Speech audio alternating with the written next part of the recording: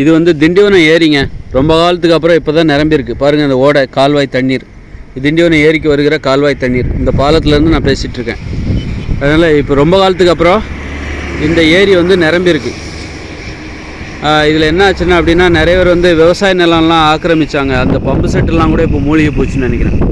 அந்த pump set அவங்க வந்து இறைச்ச அந்த பம்பு செட்டு எல்லாமே மூழ்கி போச்சு. சரி, பரவாயில்ல, அதனால் ஒன்றும் இல்லை.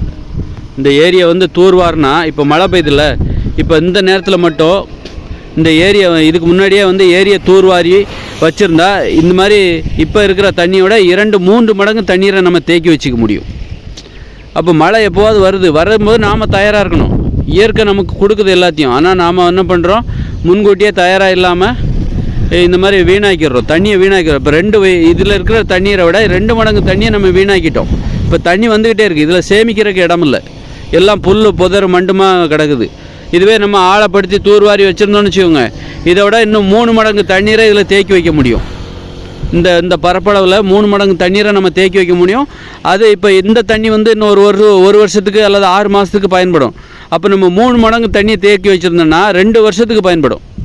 அப்போ நம்ம இந்த மாதிரி தான் ஏமாளியாக முட்டாளாக இருந்து நிறைய தண்ணீரை நம்ம வந்து வீணாக்கிக்கிட்டு இருக்கிறோம். அப்புறம் மழை வரல, கர்நாடகாரங்கிட்ட போய் காவிரிக்கு தண்ணி சண்டை கட்டு கிடந்தது. இருக்கிற தண்ணியை வந்து சேமித்து வைக்க வழி இல்லாமல் இவ்வளோ அற்புதமான தண்ணீரை தருகிற புயலை நம்ம வேஸ்ட் பண்ணிகிட்டு இருக்கிறோம். வேஸ்ட்டாக போயிடுச்சு, எல்லாம் தண்ணி போச்சு.